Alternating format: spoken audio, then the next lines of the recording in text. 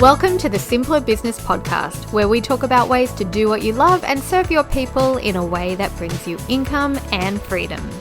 I'm your host, Marissa Roberts. Join me as I chat with my favorite entrepreneurs about how they simplify their biz so that you can simplify yours. School holidays can be a particularly challenging time for business owners who also have young children. Primary school parents, this episode is for you. Balancing work and family life requires some major time management hacks, but it's so worth it because you'll be just as efficient without feeling stressed, rushed, or chaotic. Here are some of my favorite strategies to help you get everything done, have fun with your fam, and also grab some much needed time for yourself. Tip number 1 is to plan ahead. One of the most effective ways to manage your time, especially during school holidays, is to plan. If you're winging it every day, I can guarantee you'll be putting out little fires all day long, and then you'll get to the end of your day and you'll be wondering what you actually got done. So create a detailed schedule and include blocks of time for work tasks and blocks of time for family activities. Use your online calendar to book out specific times for meetings and project deadlines and family fun. And this way, you can dedicate quality time to both areas without feeling like you're neglecting either of them. Now, what to do with the kids when you're trying to work? Here are a few things that worked for me. I liked play date swaps with other parents. So one day you take all of the kids and then another day they take all of the kids and then you get a bulk of time to focus. Or you can set them up to work with you. So I used to plan out my webinars with coloured markers while the kids would colour in their pictures next to me at my desk. A midday movie works really well. If you make midday movie a thing each day of the holidays, the kids get used to having a couple of hours of chill time while you tap away on your laptop. Or you can head to the library. Often your local library will have a school holiday program for the kids, and you can take your laptop and get a few tasks done while the kids are busy. And then also I would let your clients know that you're going to be working different hours while the kids are on holidays. I'm not usually a big fan of working at night or early in the morning, but I can handle it for a couple of weeks if I need to. And if those couple of hours in the morning and a couple of hours at night after they go to bed, that's half a work day if you're working full-time hours. So make the most of that time during the holidays. Tip number 2 is to prioritize your tasks. You know what? If I was going to share one tip in this episode, this would be it. Identify the most critical tasks, the things that really have to be done each day, and focus on those first. This is not a time for procrastinating and wanting to do what you love the most. And normally I'm a do what you love first girl, but honestly, school holidays, that time crunch is real. So do the most critical tasks first. Now, the Eisenhower matrix is how I prioritize my tasks. Basically, you put them into 4 categories. I'll leave a link in the show notes so you can see it in more detail. But your categories are urgent and important. These are tasks that you do immediately. Important but not urgent. These are tasks that you schedule into your calendar. Urgent but not important. These are things that can be delegated. And not urgent and not important. These shouldn't even be on your list. Cross them off, and when they become more urgent and important, you can pop them back on your to-do list. When you prioritize effectively, the most important aspects of your business are addressed first, and then anything else is a bonus. This gives you so much more peace of mind. You're not constantly feeling behind, like you're running to catch up anymore. And this strategy also works in your personal life too. So if there are things that you need to get done around the house, you can prioritize them the same way. Tip number 3 is to delegate and outsource. Now, I know I mentioned this briefly in the prioritizing, but I really want to double down on this one. You can't scale your business and have time freedom without starting to outsource or delegate.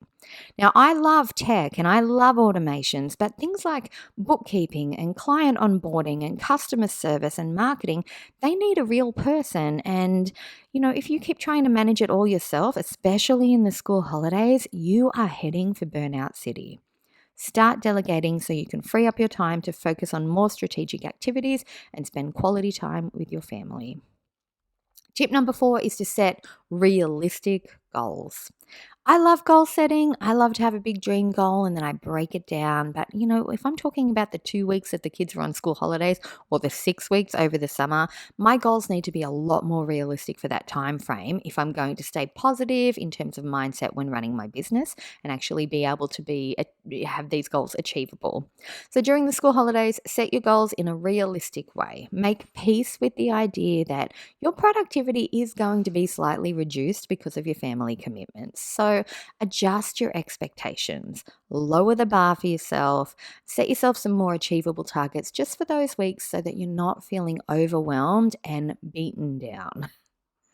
Tip number 5 is to use technology to your advantage. You can leverage technology to streamline your work processes. I love project management tools like Trello to keep track of content ideas, tasks, and deadlines, and communication tools like WhatsApp, Slack, or Microsoft Teams that can help you stay connected with your staff or anybody working with you without the need for constant in-person meetings or phone calls. Phone calls, I'm happy to get rid of them. Work in shared Google Docs as well. So if you're collaborating on a project, when you're working on a Google Doc, you can see real-time updates and actually see each other working on the page. It's a really good way to get things done in a collaborative way and feel like you're on top of it at the same time. Tip number 6 is to take breaks. I know it sounds obvious, but they're usually the first thing to go when we're feeling overwhelmed and like we have to get a lot of stuff done and we don't have time to do it. Regular breaks throughout the day, that's what's going to help you stay balanced. It's going to give you the opportunity to recharge regularly. And if you don't get a chance to recharge, you'll be burnt out within a few days. So when you're working for hours at a time, I don't know if you've noticed, but that's when I tend to lose focus. That's when I tend to procrastinate more. I get kind of lethargic when I'm not taking the breaks. So short breaks, they help you break out of that lull. They help you come back with renewed attention and motivation. And you can, while the kids are with you, take a play break, take a walk break, go for a walk outside. Absolutely take a lunch break and use that time mindfully. Be present in the moment. Don't try and eat and work at the same time. Don't only if you're with the kids, sometimes, movie chill time, I'll be on my laptop. But if you're taking a play break or a walk break, put your phone away for that one, put your laptop away for that one, and make it a real break. Tip number 7 is to set boundaries. You want to set clear boundaries between your work and your family time.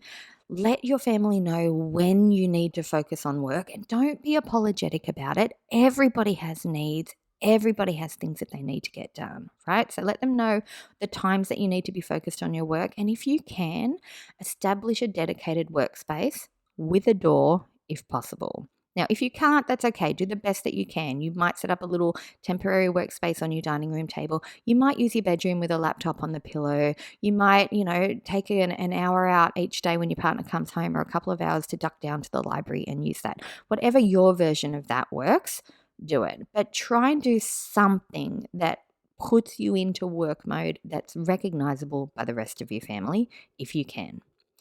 When you are with the kids, put your phone away. Put it in a bag, a drawer, or another room, not in your pocket, and properly disconnect from work. So you want to set that boundary for your family when you're working, but you want to set that boundary for yourself when you're not working as well. I read an article a few years ago that said even just 10 minutes of one-on-one uninterrupted quality time with each of your children a day is enough to fill their emotional needs cup. And then the rest of the time you can spend doing the things together that need to get done, like, do the laundry together, cook dinner together, walk the dog together. That time adds up too. It's still quality time. But that 10 minutes of one-on-one, one person, uninterrupted time, that's going to do the bulk of the connecting for you. And then the rest is just, family life that you do together. That's really helpful as well. Okay, tip number 8 and our last tip for the day is to reflect and adjust. At the end of the week, whether you're on a long school holiday term or you're just doing a couple of weeks, at the end of each week, reflect on what actually worked and what didn't, and adjust your plan as needed to improve for the following week. No one ever gets it perfect, so take the pressure off yourself to do so. Some days life is a balance, some days life is a juggle, but you get better at everything the more you do it. And you know what? As the kids get older, I promise it gets easier. I hope you found this episode helpful. If you would like to chat more about balancing work and family life, come and find me on Instagram. I'll leave a link in the show notes so it's nice and easy to get there, and we'll have a little chat and you can share your ideas as well. And I'll see you in the next episode. I hope you enjoyed this episode of the Simpler Business Podcast. If you did, please subscribe, rate and review us on Apple Podcasts. There's a link in the show notes to make it nice and easy for you, just the way we like it. If you're ready to simplify and scale your business, you can get started with my free audio class at marissaroberts.com. See you next time.